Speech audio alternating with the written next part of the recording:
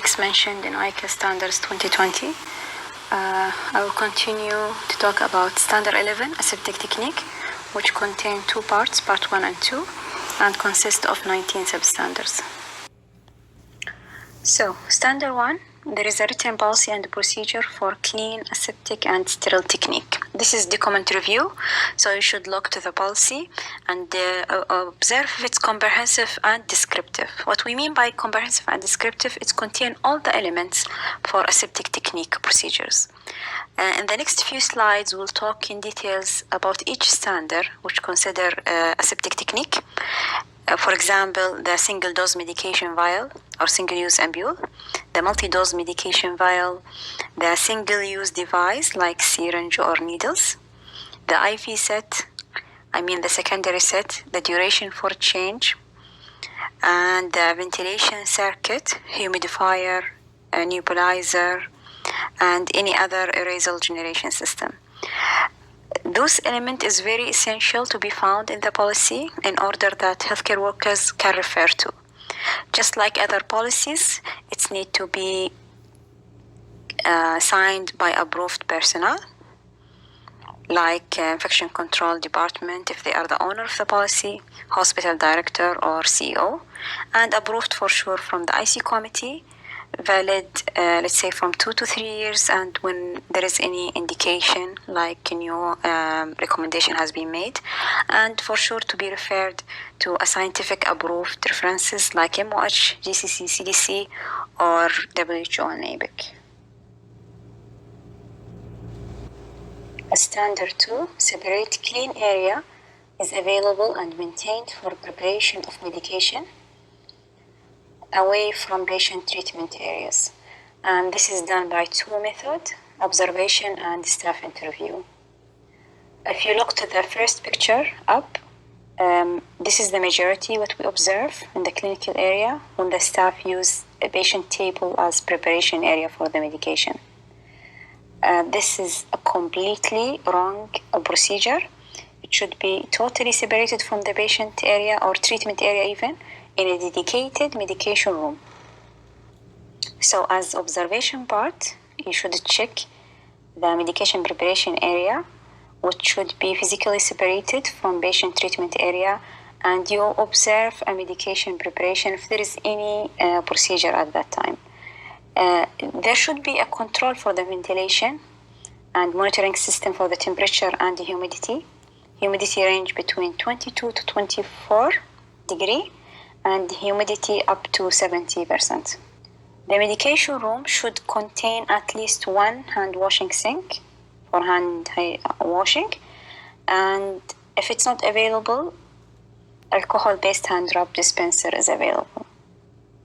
If it's applicable at the time of your visit and you can observe a patient required medication, that will be helpful because you will observe the nurse responsible for the medication preparing medication in the medication room or at the patient bedside.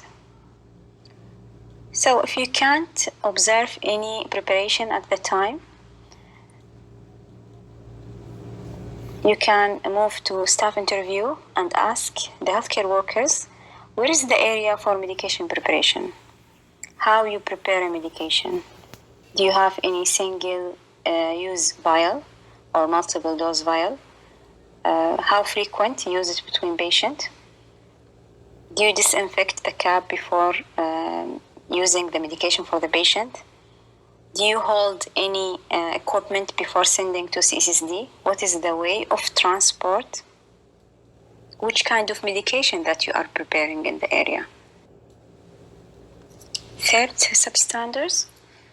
For invasive procedures, sterile device and supplies are used after patient skin antisepsis.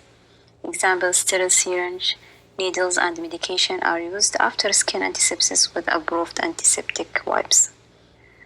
Remember that this is substandard weight is considered critical, and it's done by two methods, observation and staff interview. So you have to visit medical store in the substandard and medication preparation areas. Why? because you have to observe if a sterile device and supplies required for any invasive procedure are available in the store. So, for example, you should look to the sterile syringe, needles, sterile medication, skin antiseptic used, and if there is available amount in the store. You should also check if a sterile device supplies required for the invasive procedure has adequate amount in the medication or medical store. This will give you a hint if the sterile items are used for each procedure. You can have a look to the procedure that's done in that day and compare it to the consumption of the item available in the store. So remember, if the amount is not adequate, or if it's only few numbers in the store, or exceeding that number of a procedure that done in that day, that means it's either there is a utilize of unsterile items, or there is a reuse for the single-use items. So you have to be critically looking to all supplies that are available in the store responsible for the invasive procedures.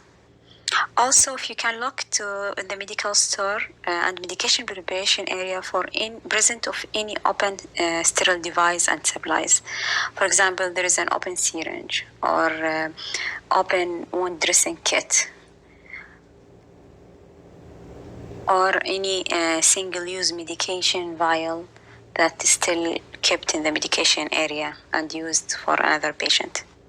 And put in your mind, even if you found a single-use medication or a single-use item labeled for the same patient and it's gonna be reused for the same patient, it's not accepted. For staff interview, go with a direct question or indirect question for the healthcare workers.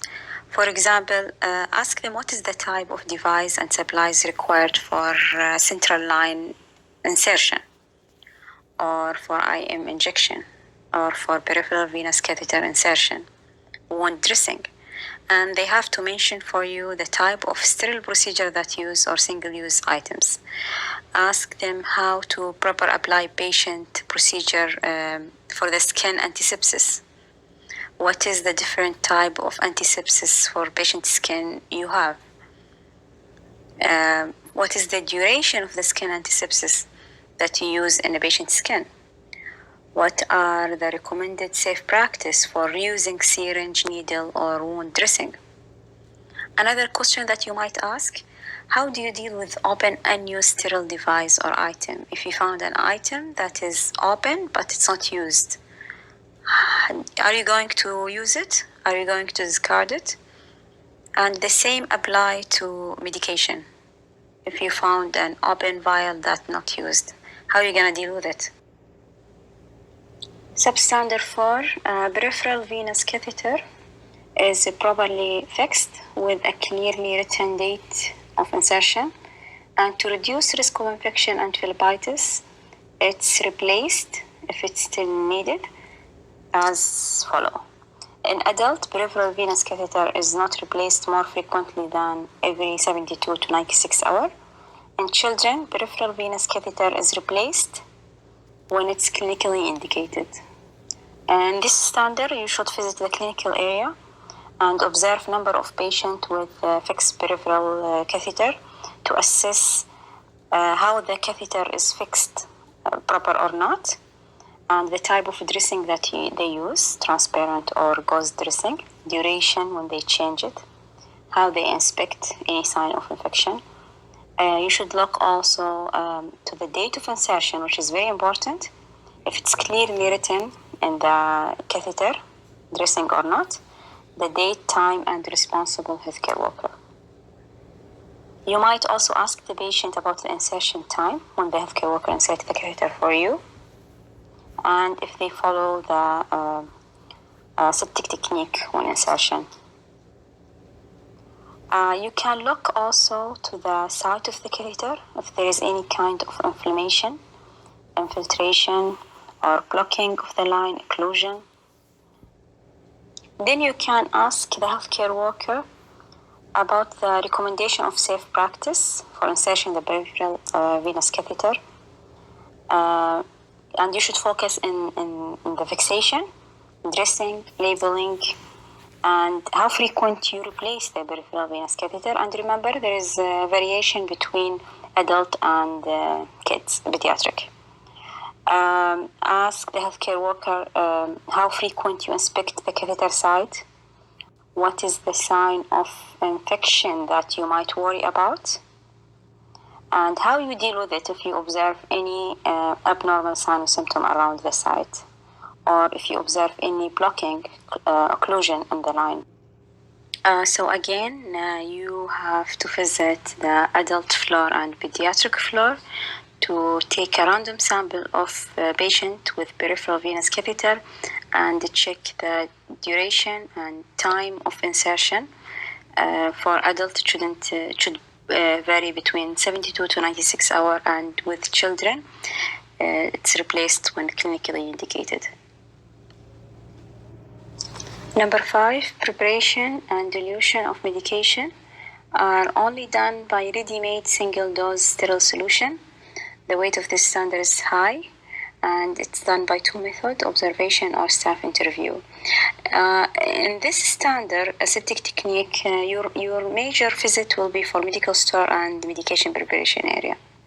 Again, you have to visit medical store and medication preparation area, and you should check ready-made single-dose sterile solution that's used for preparation of medication or flushing. The picture in the slide shows a single-dose sterile solution. First one is pre-filled saline, and second is a 10 cc saline.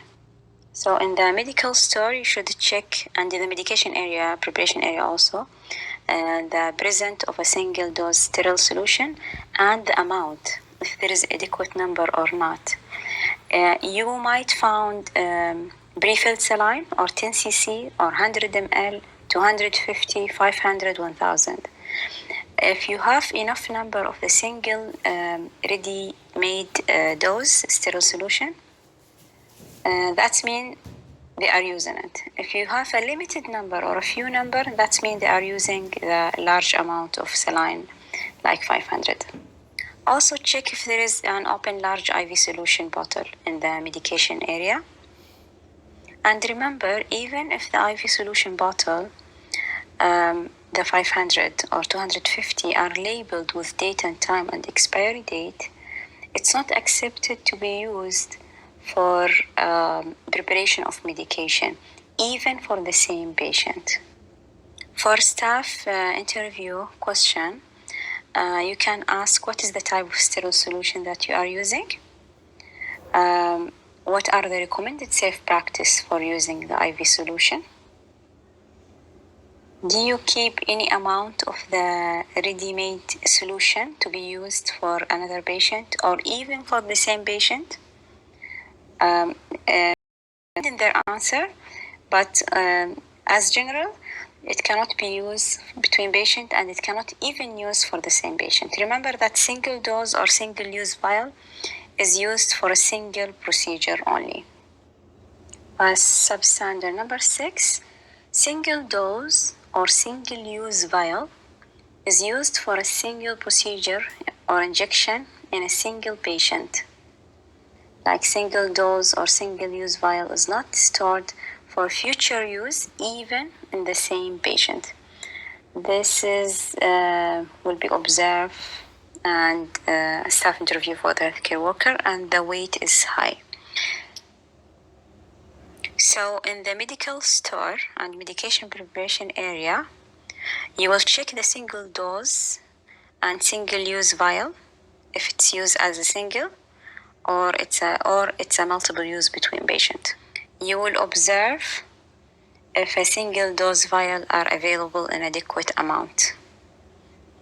Again, if it's not, that means there is a reuse between patient or a reuse for the same patient. If it's single dose vial, it cannot be kept open, and if there is any left amount, it cannot be stored and reused at all. You should check the medication refrigerator and to look to any open single-use vial labeled for patient name, medical record, and check if there is any leftover medication or vial not used or used. And if you check and you find an open single-use vial without patient name or medication or medical record number, this means this is most likely be reused between multiple patients. So you will consider this as violation of use of a single-use vial. You can ask the staff direct question or indirect question: what are the best practice recommended for use single dose vial? What are the precautions that you have to follow strictly when storing the remaining dose of a single-use vial? Is it allowed to keep remaining solution in the vial if it's single-use to be used for the same patient? And depending on their answer, you will know if they are breaching the practice or not. How can you safely inject multiple patients from one single-use medication vial? How you deal with single-use vial after taking a small dose of patient after the patient discharge? So their answer should be that they're gonna discard it immediate. Number 7, needles and syringe, including pre-filled syringes and vacuum container holders, are used for a single procedure or injection. This is observation and staff interview, and the weight of this standard is high. Again, you have to visit the medical store, medication preparation area. You should inspect presence of needle syringe, including pre-filled syringe, and vacuum container holders, if it's used or not. You should check the amount available. If the amount is inadequate, so you should know it's reused between patient. And you might even open the medication refrigerator to check if there is any open pre-filled syringe labeled with patient name, MR number. This means it's stored for future use for the same patient, which is breaching the standard. And if you found a leftover pre-filled syringe without patient name or medical record, that means it's reused between multiple patients. For staff interview, you can ask the staff for the best practice recommendation for use of needle syringe or pre-filled syringe and vacuum container holders. You can ask them about the precaution and safety that strictly must be followed when store any remaining dose, allowed or not, for the same patient or between patient. You can ask them about safely inject multiple patients with one syringe which contain large amount of medication. You can tell if this medication is really expensive and not available most of the time. Are you going to use it safely between patients? The answer should be no. It will be used single use and discard for single patient. And how do you deal, for example, with vacuum container holders after extracting blood from a patient after discharge? Number 8, cartridge device such as insulin pen are used for only one patient. This is done by observation and staff interview. The weight of this standard is high. You should visit the medication preparation area and you should look for any device such as insulin pen that has been used. You should open the medication refrigerator and look for any insulin pen present. Sometimes the healthcare workers claimed that this is dedicated for one patient, or for example, we have only one diabetic patient in the floor. This is for X patient. This you can check this if it's true or not, depending on the data available in the pen. It should contain the patient name, medication record number, and date of the first use and expiration date, depending on the manufacturer recommendation. For staff interview, you can ask the staff if there is any cartridge device such as insulin are used. If yes, like insulin pen, is it dedicated for one patient use or not? If yes, what is the essential data required to be recorded in the pen? Just like what we mentioned, patient name, medical record number, and essential date and expiry date. Number 9, supplies are brought to patient's care area only when needed, and after patient discharge, all remaining single-use items are discarded, while reusable ones are sent to CSSD for reprocessing. Even unused item with intact original wrapping. And this is done by observation and staff interview. In this standard, you should really focus on the staff attitude in a different patient care areas. Maybe if you focus in the critical care area, like ICU or ER, you will catch more observation. So you look to the supplies and single-use medication that are taken to patient care area. For any procedure, or only required unnecessary amount of supplies and medication brought inside patient environment. You will look to the remaining unused supplies and medication taken to the patient care area after terminal cleaning or treatment session has been ended. You will look to the staff attitude, how they discard this item, if they really discard it, and the remaining single-use item, discard or reuse, and the reusable item, if they hold it in an area, then sent to the CSSD or not. Even for the item, sometimes the healthcare workers have a habit of collecting a lot of items. Let's say like wound dressing. They will put a lot of items in the dressing procedure trolley. After the procedure will finish, the same intact item in the trolley will be sent back to the treatment room or to the medical storage. So this is a violation and need to be discarded if it's single use or sent to the CSSD if it's need reprocessed. Same apply to the medication. All remaining single use items are discarded even if it's unused, one, and even if it's with the intact original wrapping. For staff interview, you can ask the staff about any extra supplies or single-use medication that are taken to a patient care area, and the treatment session has been done. How are you gonna deal with the left items? Or you can ask them how you safely handle or disinfect unused extra supplies. If you have a reuse supply, how you gonna send it to CSSD? And you can ask also an emergency situation. Is the rule apply for the single-use and reuse items, or there is another specific consideration? For standard 10 and 11, it's more restricted use of multi-dose vial. So 10 is whenever possible, multiple dose vial is used for a single patient with a recorded patient name and date of the first use, when it has been accessed for the first time, and discard after 28 days unless the manufacturer specific a different shorter or longer date, depend in their use life. 11, it's a continuation for standard 10. Multi-dose vial, if multi-dose vial is used for more than one patient, it's exclusively kept and accessed in the area specified for preparation of medication.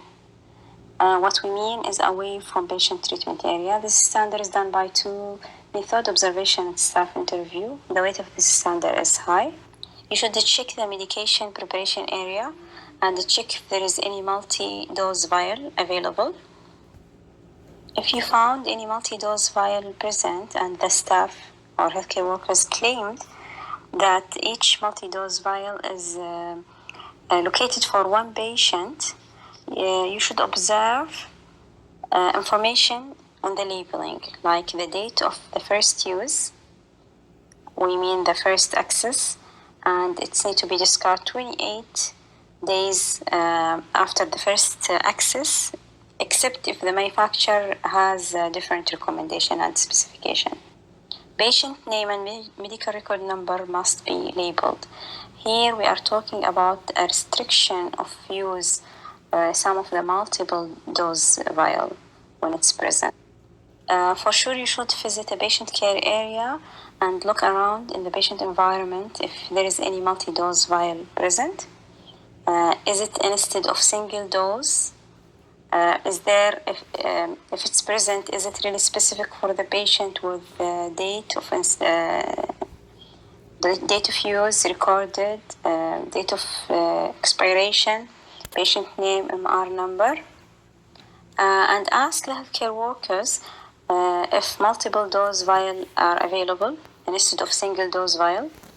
If yes, available, multi-dose vial exclusively used for only one patient or between patient. If yes, what is the essential requirement of data should be available in the vial?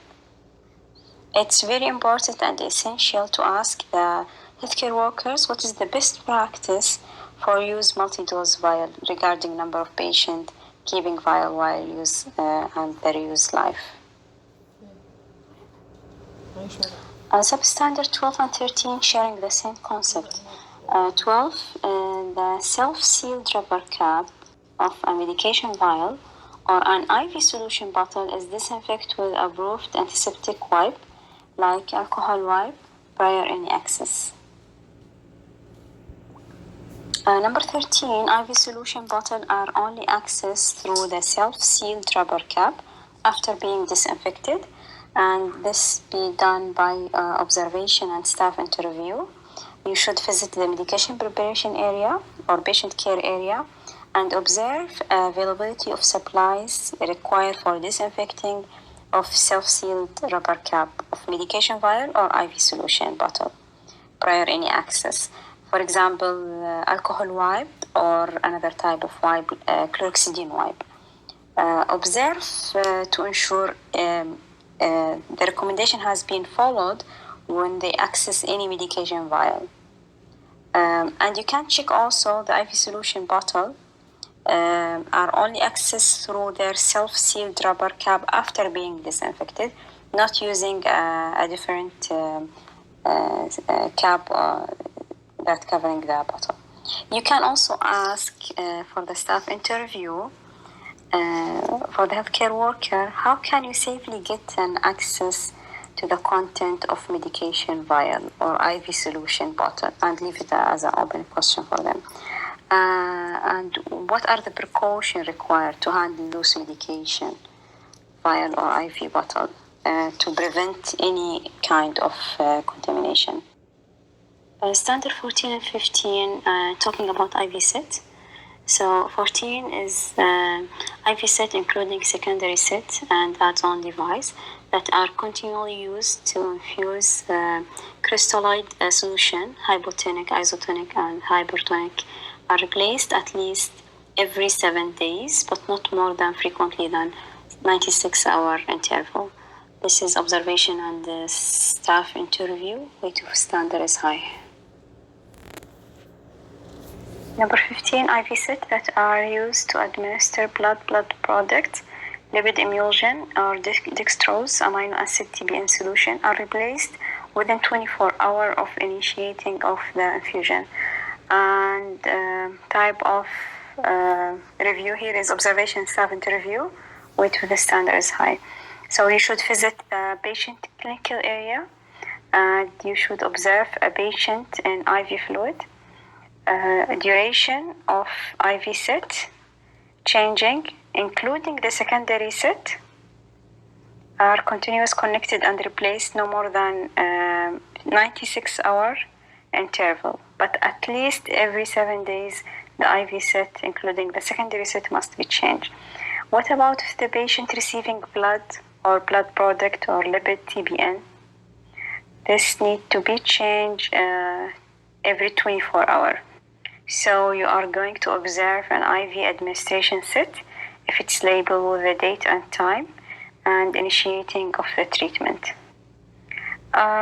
If it's possible to coordinate the IV tubing changing with the IV solution change is better. And if an epidemic of infusion associated with bloodstream infection is suspected, it's preferable to change the practice to change the IV administration set 24 hours after the initiation of infusion. This is if you suspect BSI.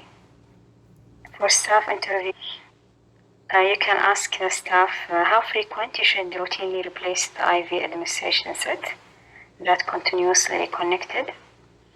How frequent you change the secondary set. The answer should be together. And what are the maximum period allowed for the infusion IV set to be delivered? And if your patient receiving blood or a blood product, how frequent you change the IV setting? Number 16, for ventilated patient,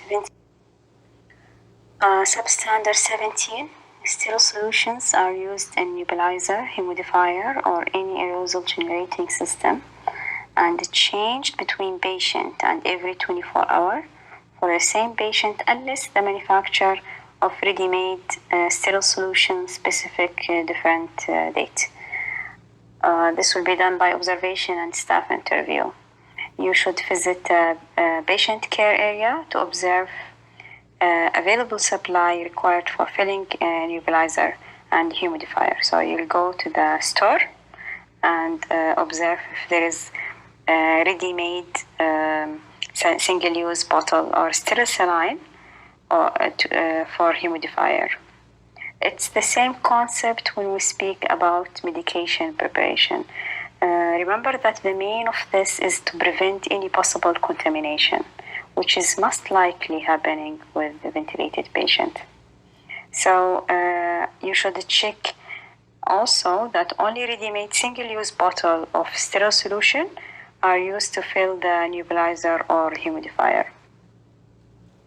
You should notice if a sterile solution used in nebulizer or humidifier or any aerosol generated system is changed between patient and every 24 hours for the same patient. When nebulizer or humidifier is used, it needs to be labeled with date and time for the initial treatment. If there is any change in the date, you have to follow the instruction for the ready-made sterile solution manufacturer. When there is a different date for change are specified.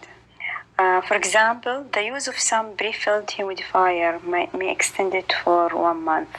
So focus on the manufacturer recommendation.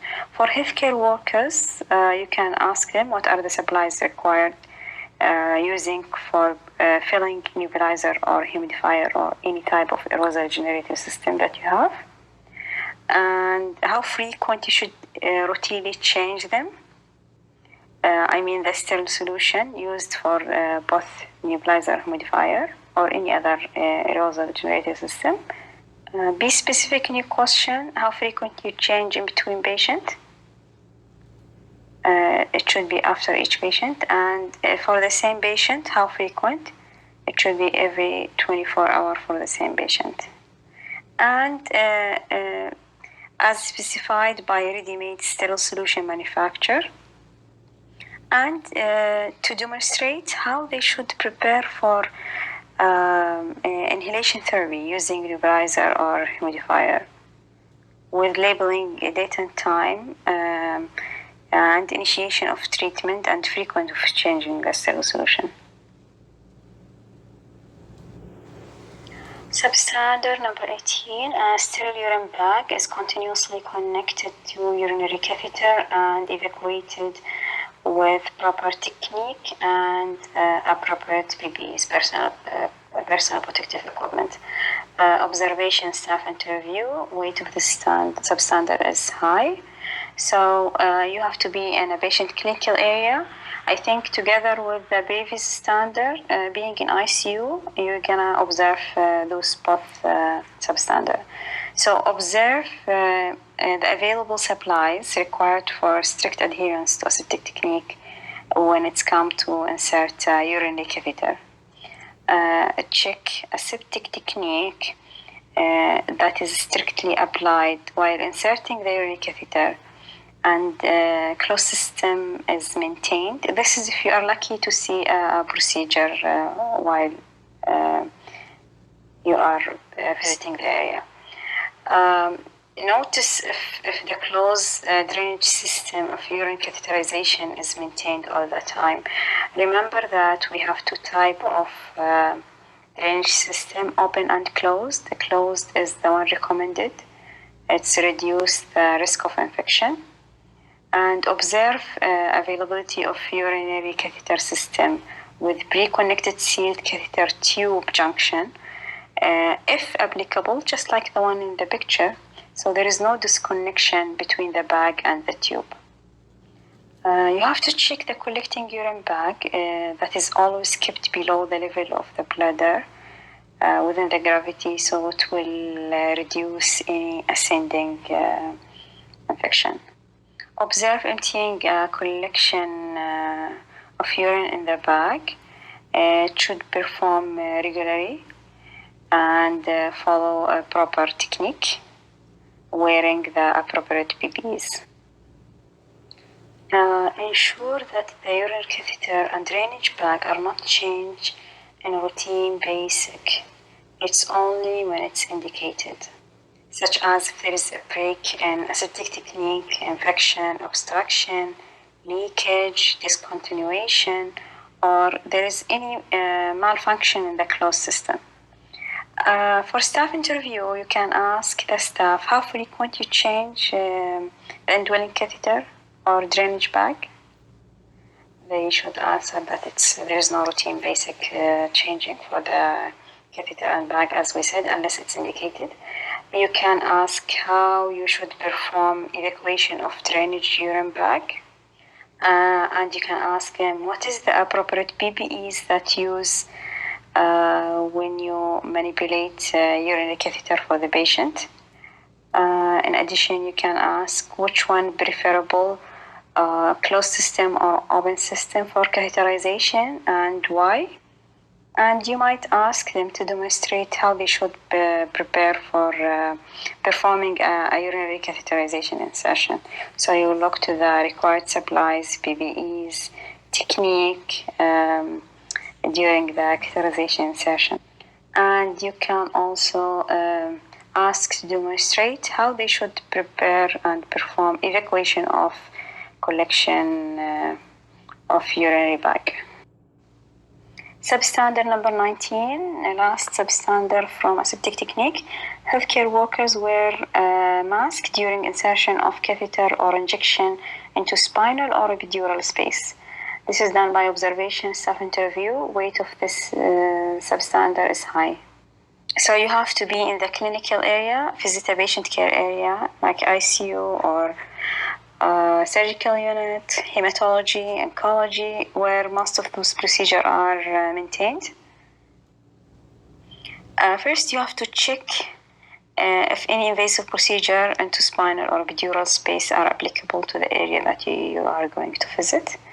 Observe the available supplies required in order to strict adhere to aseptic technique, like antiseptic skin preparation, sterile gloves, sterile drape, and surgical mask, which is the gold of this substandard. Check if aseptic technique, including wearing of surgical mask, is strictly applied by healthcare workers when they perform this type of procedure, I mean spinal and epidural space. For staff interview, you can ask the staff what is the best practice that should be applied while you are performing invasive procedure, like spinal or epidural space. For sure, you will focus on physician, because they are the one who's doing spinal or epidural. And for nurses also, while they are looking to the compliance to this substandard in addition. So answer should be including wearing a surgical mask.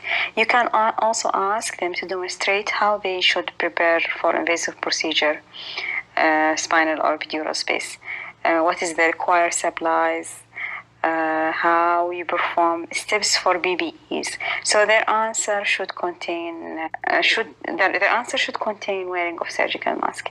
This was the last substandard from aseptic technique.